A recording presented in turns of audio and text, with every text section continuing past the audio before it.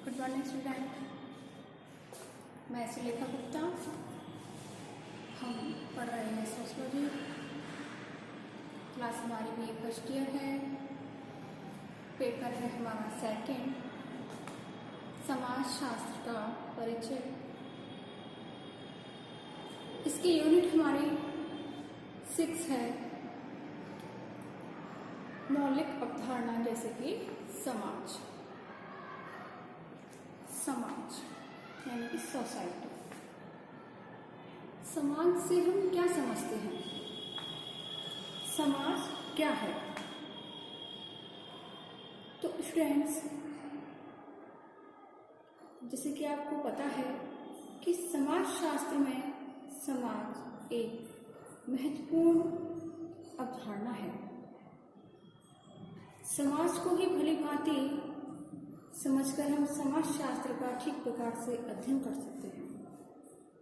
अगर हम पहले समाज को ही नहीं समझेंगे तो समाज शास्त्र का अर्थ कैसे जान पाएंगे? जब समाज शास्त्र समाज को विज्ञान के रूप में परिभाषित करता है तो समाज न केवल व्यक्तियों के लिए बल्कि पशु पक्षी, कीड़े मकोड़ों आदि के जीवन में एक वास्तविकता लाता है।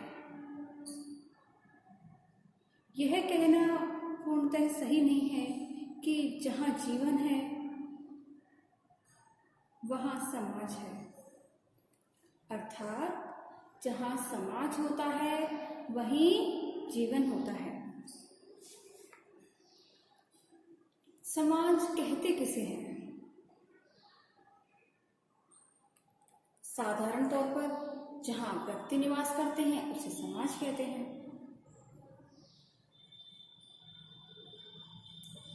किसी भी संगठित या असंगठित समूह जो होता है उसे भी हम समाज कह सकते हैं। जैसे कोई आर्य समाज है, ब्रह्म समाज है, अग्रवाल समाज है, हिंदू समाज है, जैन समाज है, तो ये सब क्या हो जाते हैं? समाज हो जाते हैं। समाज शब्द का उपयोग जो होता है उसे व्यक्ति, उसे लोग अपने अपने तरीके से अपने अपने समाज के रूप में प्रयोग कर लेते हैं। जैसे कि राजनीतिक शास्त्र जो होता है वह समाज को व्यक्तियों के समूह के रूप में देखते हैं। मानव शास्त्री आदिम समूह के रूप में देखता है। अर्थशास्त्री आर्थिक क्रियाओं को करने वाले व्यक्तियों के समूह में देखता है। उनको क्या कहते हैं? समूह कहते हैं।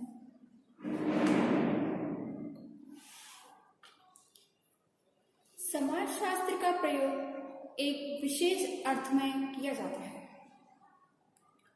यहाँ दो व्यक्तियों के बीच पाए जाने वाले सामाजिक संबंधों के आधार पर निर्मित व्यवस्थाओं को समाज कहा जाता है। समाज किसे कहते हैं? जहाँ दो व्यक्तियों के बीच पाए जाने वाले सामाजिक संबंधों के आधार पर जो व्यवस्थाओं को निर्माण किया जाता है उसे समाज कहा जाता है। यहाँ व्यक्तियों के समूह को समाज नहीं कहते। व्यक्ति अपनी आवश्यकताओं की पूर्ति के लिए अन्य व्यक्तियों के साथ अंतःक्रिया करते हैं तथा सामाजिक संबंध स्थापित करते हैं। संबंधों के आधार पर एक दूसरे के साथ व्यवहार करते हैं, कुछ क्रियाएं प्रतिक्रियाएं करते हैं और इन सब से मिलकर बनने वाली व्यवस्था को ही समाज कहा जाता है। दूसरे शब्दों में सामाजिक संबंधों के जाल या ताने बाने को ही समाज की संज्ञा दी गई है।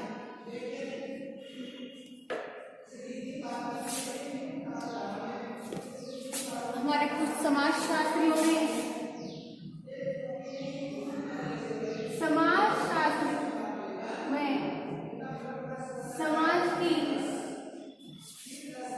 कुछ परिभाषा दी है।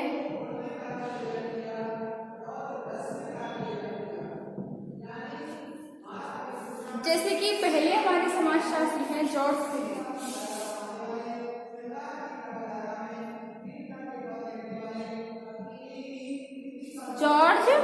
सिने। जॉर्ज सिविल के अनुसार समाज किसे कहते हैं? समाज उन व्यक्तियों का समूह है जो अंतःक्रिया द्वारा संबंधित है। जॉर्ज सिविल के द्वारा समाज उन व्यक्तियों का समूह है जो अंतःक्रिया द्वारा संबंधित है। दूसरा है C.H. फूले के अनुसार।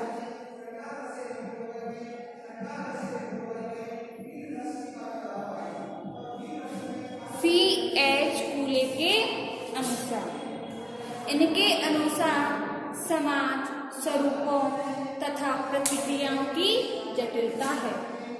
C.H. फूले के अनुसार समाज स्वरूपों तथा प्रतिक्रियाओं की जटिलता है।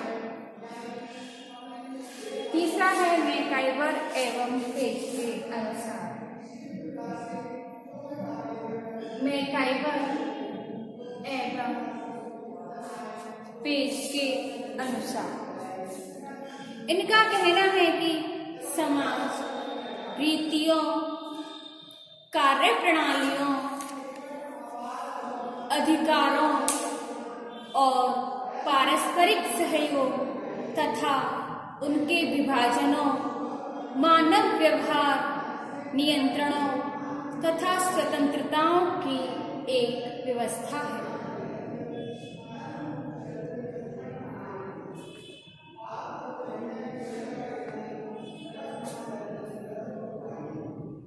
अब आता है हमारा समाज के आधार या तत्व या विशेषता। जैसे कि मैकाइवर ने समाज को सामाजिक संबंधों का एक जाल कहा है या ताना बाना कहा है, लेकिन उसके साथ ही इन विशेषताओं का, इन आधारों का, इन तत्वों का भी इन्होंने उल्लेख किया है, जिसकी सहायता से हम सामाजिक संबंध अच्छी तरह से जान सकते हैं। जैसे कि पहला पॉइंट है हमारा रीतियां। जैसे कि स्टूडेंट्स आपको पता है कि हमारा भारतीय जो समाज है उनमें रीति रिवाजों, धर्म, प्रथा आदि का अधिक महत्व होता है और प्रत्येक समाज में रीतियों की मान्यताएं प्राप्त होती हैं।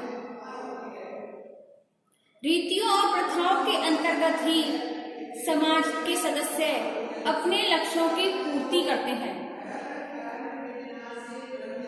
जो कि समाज के जो सामाजिक संबंधों का जो जाल होता है उसके निर्माण में बहुत सहायक होती है रीति रिवाज, जिससे कि समाज में निरंतरता बनी रहती है और व्यक्ति अपनी आवश्यकताओं की पूर्ति करने के लिए ही इन रीतियों के अनुसार सामाजिक संबंध स्थापित करता है और सामाजिकरण के द्वारा सदस्यों को रीतियों का ज्ञान कराते हैं और अगर जो रीतियों रिवाजों का जो उल्लंघन करता है उन्हें दंडवत भी किया जाता है। दूसरा पॉइंट है हमारा कार्य प्रणालियां। इसमें मानव अपनी आवश्यकताओं की पूर्ति समाज द्वारा निर्धारित विधियों से करता है, जिसे समाजशास्त्री संस्था या साधन कहते हैं।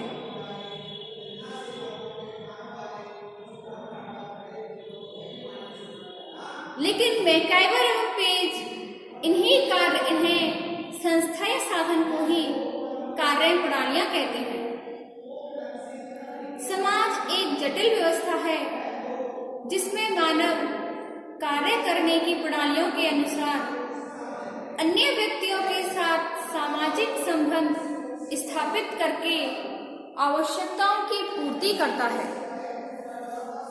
व्यक्ति समाज में रहकर अपनी आवश्यकताओं की पूर्ति करता है। मर्टन यह भी कहते हैं कि समाज को संतुलित बनाए रखने के लिए एक व्यक्ति को दूसरे व्यक्ति की आवश्यकताओं की पूर्ति करते रहना आवश्यक भी होता है। तीसरा पॉइंट है हमारा अधिकार या सत्ता। अधिकार या सत्ता,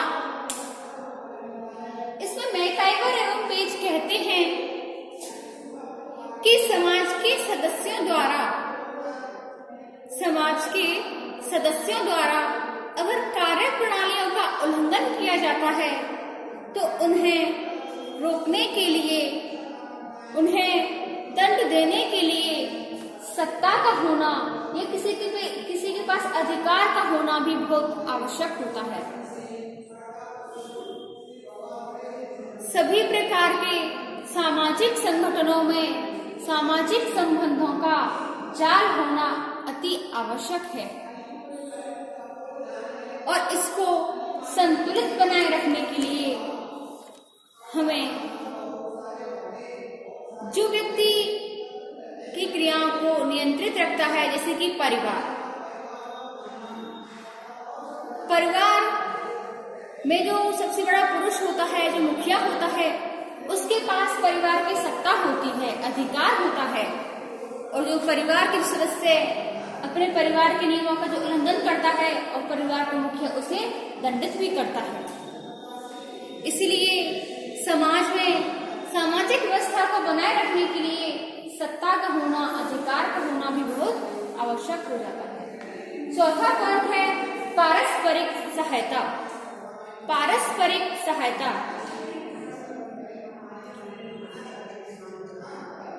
इसके अंतर्गत सामाजिक संबंधों का एक जाल होता है और यह जाल तभी बनता है जब अनेक सदस्य एक दूसरे सदस्य की सहायता करते हैं, मदद करते हैं। व्यक्ति यदि आपस में एक दूसरे की आवश्यकताओं की पूर्ति नहीं करेंगे तो अंतःक्रिया ही नहीं होगी और सामाजिक संबंध, सामाजिक व्यवहार जो होते हैं वो स्थापित नहीं होंगे, समाज का निर्माण नहीं होगा। इसलिए समाज की जो मौलिक विशेषता है पारस्परिक सहायता और सहयोग, इसके बिना समाज का अस्तित्व खतरे में पड़ जाता है। पांचवा पॉइंट है समूह विभाग। समूह एवं विभाग, इसके द्वारा समाज के जो अनेक समूह होते हैं, विभाग होते हैं, समाज उन सबसे मिलकर बना होता है। प्रत्येक समाज में समूह, संस्था, समिति, संगठन आदि पाए जाते हैं जिनकी सहायता से व्यक्ति एक दूसरे की आवश्यकताओं की पूर्ति करते हैं। परिवार, क्रीड़ा समूह, पड़ोस, जाति, परिवार, गांव, कस्बा, नगर, समुदाय आदि सब इसी क्षेत्र में आते हैं और यह सब एक दूसरे की आवश्यकताओं की पूर्ति में अपना अपना सहयोग देते हैं, योगदान देते हैं। ये समूह किसी भी समाज में जितने अधिक संगठित होंगे, समाज भी हमारा उतना ही विकसित होगा। छठवां पॉइंट है मानव का नियंत्रण। इसमें सामाजिक संबंधों की एक जटिल व्यवस्था होती है और इस व्यवस्था को ठीक से नियंत्रण में रखा जाए, इसके लिए मानव व्यवहार पर नियंत्रण भी जरूरी होता है। समाज नियंत्रण के औपचारिक साधनों में से कानून, न्याय व्यवस्था, पुलिस, प्रशासन, सरकार आदि हैं और अनौपचारिक साधनों में जनरीतियां, प्रथाएं, रूढ़ियां, धर्म, नैतिकता आदि पाई जाती हैं। इन सभी साधनों में व्यक्तियों के व्यवहार को नियंत्रित रखने और उनकी आवश्यकताओं की पूर्ति करने के लिए समाज के संबंधों को व्यवस्थित बनाए रखने के लिए सभी अपना अपना योगदान देते हैं। अगला 7वां पॉइंट है हमारा स्वतंत्रता।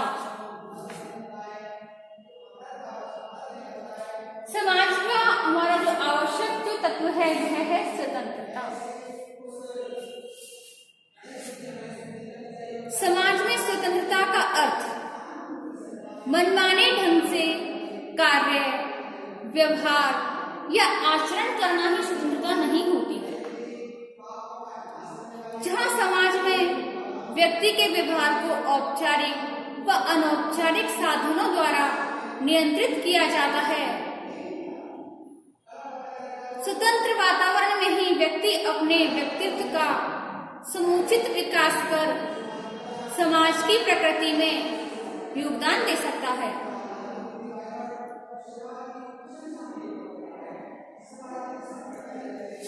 अब आती है हमारी समाज की कुछ विशेषताएं। समाज की विशेषताएं जैसे कि हमने अपने ऊपर कुछ तत्व पढ़े, आधार पढ़े कि हमारे समाज के जो आधार हैं, जो तत्व हैं, इनके अनुसार हमारा जो समाज है वह एक दूसरे पर निर्भर है, एक दूसरे की आवश्यकताओं की पूर्ति करते हैं सभी मिलकर। अब आता है हमारा समाज की विशेषताएं। जैसे कि पहला पॉइंट है हमारा पारस्परिक जागरूकता। पारस्परिक जागरूकता, यदि समाज में परस्पर जागरूकता नहीं होगी तो सामाजिक संबंध ना तो सामाजिक संबंध बन पाएंगे, जो सामाजिक संबंध नहीं होगा तो हमारा समाज भी नहीं बन पाएगा और लोग एक दूसरे की उपस्थिति नहीं होगी, प्रत्यक्ष या अप्रत्यक्ष रूप से परिचित भी नहीं होंगे तो उनमें जागरूकता भी नहीं पाई जा सकती। दूसरा पॉइंट है समाज अमूर्त है। समाज अमूर्त है यानी कि समाज का कोई मूर्त रूप ही नहीं है। तो स्टूडेंट्स, आपको पता है समाज व्यक्तियों का समूह न होकर के उनमें जो पनपना सामाजिक संबंध पनपते हैं वे सामाजिक संबंध ही अमूर्त होते हैं। ये सामाजिक संबंध जो होते हैं अमूर्त होते हैं। अमूर्त होता क्या है? अमूर्त वह है जिसे कि हम ना तो छू सकते हैं, ना देख सकते हैं, ना स्पर्श कर सकते हैं, केवल उसे महसूस कर सकते हैं।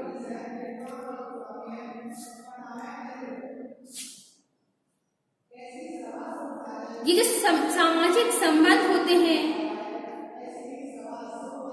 इनके आधार पर जो समाज होता है वह भी अमूर्त होता है। जिस प्रकार जीवन एक वस्तु नहीं है बल्कि जीवित रहने की एक प्रक्रिया है, उसी प्रकार समाज एक वस्तु नहीं है बल्कि संबंध स्थापित करने की एक प्रक्रिया है। तीसरा पॉइंट है समाज में समानता व असमानता। समाज में समानता व असमानता। तो स्टूडेंट, आपको पता है कि हमारे समाज में जब तक लोगों में किसी न किसी प्रकार की समानता की भावना नहीं होगी, वो एक दूसरे से संबंधित नहीं होंगे और ऐसी स्थिति में समाज का निर्माण भी नहीं होगा। कुछ लोग शारीरिक रूप से, कुछ मानसिक रूप से एक दूसरे के समान होते हैं, वो समाज में पाए जाते हैं। जैसे कि आदिम ये छोटे सरल समाज होते हैं, उनमें समानता का आधार जो होता है वह नातेदारी या रक्त संबंध होता है। और इस समाज में असमानताएं होती हैं, उनके अनुसार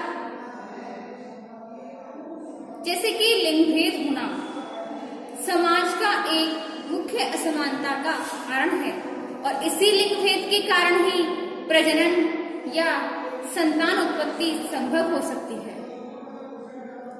समाज में असमानताओं के कारण ही प्रत्येक समाज एक दूसरे से कुछ न कुछ लेता देता रहता है।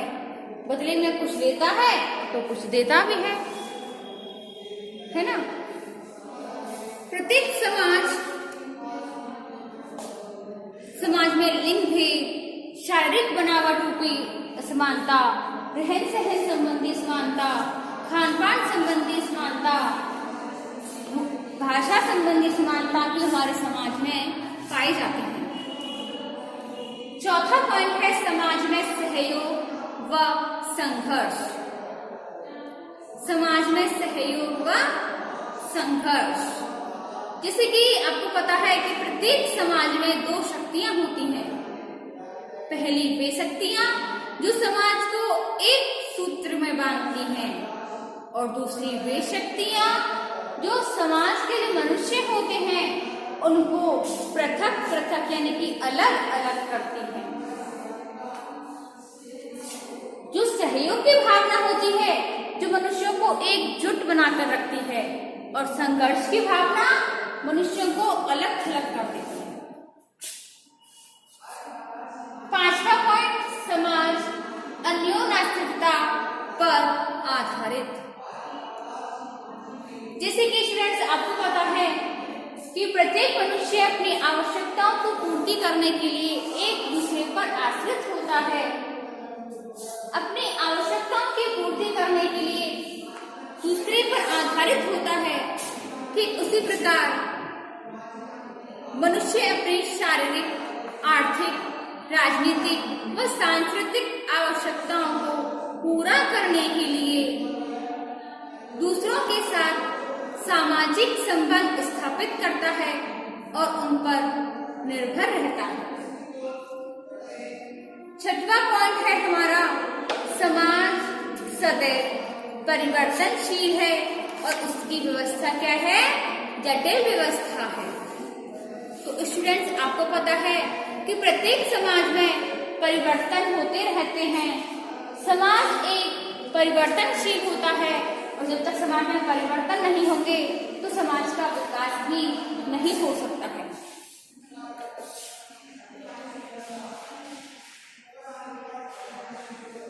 सातवां पॉइंट है, समाज मनुष्यों तक ही सीमित नहीं है। स्टूडेंट जैसे कि आपको पता है कि प्रत्येक समाज में केवल जरूरी नहीं है कि मनुष्य ही पाए जाएं। समाज में तो पशु, पक्षी, मधुमक्खियां, जानवर आदि ये सभी पाए जाते हैं, और इनका भी समाज में अपना महत्वपूर्ण स्थान है। जैसे कि दूध देने वाले जानवर होते हैं। अगर हमारे समाज में जानवर नहीं होंगे तो हमें दूध कैसे प्राप्त होगा? मधुमक्खी नहीं होंगी तो हमें शहद प्राप्त नहीं होगा। तो स्टूडेंट्स आपको पता है कि प्रत्येक समाज में मनुष्यों के अलावा अन्य जानवर भी पाए जाते हैं। अब आता है हमारा एक समाज। पहले पढ़ा हमने समाज, अब है हमारा एक समाज। समाज शास्त्र में समाज व एक समाज का प्रयोग अलग अलग अर्थों में किया जाता है। अन्य सामाजिक विज्ञान में समाज का अर्थ व्यक्तियों के समूह के लिए होता है, और समाज शास्त्र में सामाजिक संबंधों की जटिल व्यवस्था या सामाजिक संबंधों के जाल के लिए किया जाता है। सामाजिक विज्ञान व्यक्तियों के समूह को समाज मानते हैं, और समाज शास्त्र व्यक्तियों के समूह को समाज नहीं मानकर एक समाज मानता है।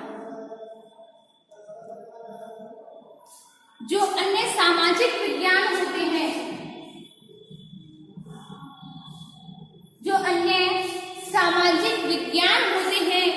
वे व्यक्तियों के समूह को ही समाज मानते हैं।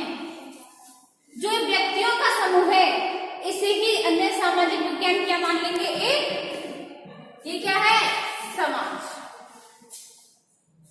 लेकिन हमारा समाजशास्त्र व्यक्तियों के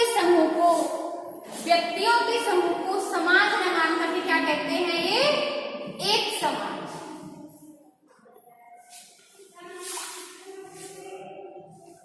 एक समाज होता क्या है? एक समाज व्यक्तियों के ऐसा समूह है जो सामान्य जीवन में भागीदार हो, अर्थात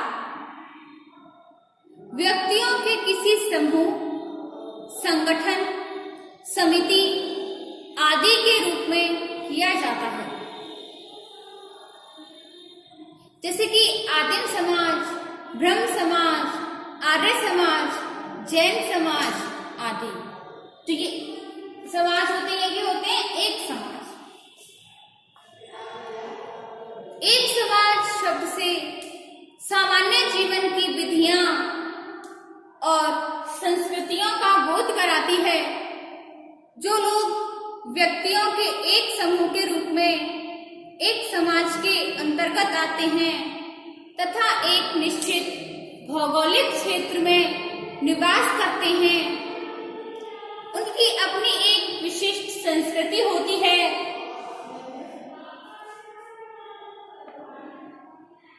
जो अन्य एक समाज के अंतर्गत आने वाले लोगों की संस्कृति से भिन्न होती है या अलग होती है। एक समाज की भी कुछ समाजशास्त्रियों ने परिभाषाएं दी हैं।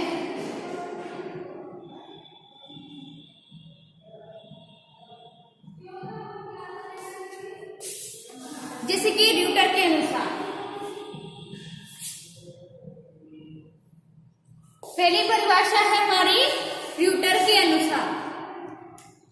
र्यूटर के अनुसार एक समाज से भिन्न एक ऐसा संगठन है जिसमें लोग अपना जीवन व्यतीत करते हैं। र्यूटर के अनुसार समाज एक ऐसा समूह या एक ऐसा संगठन है जिसमें लोग अपना जीवन व्यतीत करते हैं। दूसरा पॉइंट है हमारा, दूसरे लेखक है हमारे मेंडल के अनुसार। इनके अनुसार एक समाज व्यक्तियों का एक ऐसा समूह समझा जाता है जिसके सभी सदस्य सामान्य क्रियाओं में जागरूक होकर के भाग लेते हैं। तीसरे है हमारे ग्रीन के अनुसार एक समाज सबसे बड़ा समूह है जिसका कोई भी व्यक्ति सदस्य हो सकता है। चौथे हैं हमारे फ्रीमैन के अनुसार। इनके अनुसार एक समाज वह संगठन है जिसके कार्यात्मक और सांस्कृतिक क्षेत्रों में स्वतंत्रता अधिकार है और कुछ दूसरे संगठनों पर भी प्रभुत्व रखता है।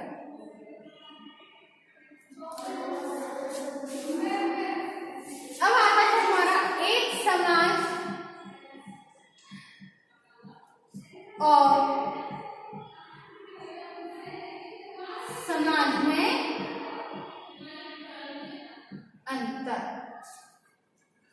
समाज और एक समाज में अंतर क्या हो सकता है? जैसे कि पहला पॉइंट जटिलता के आधार पर। जैसे कि समाज एक जटिल व्यवस्था है और एक समाज एक सरल व्यवस्था है। समाज एक जटिल व्यवस्था है और एक समाज सरल व्यवस्था है।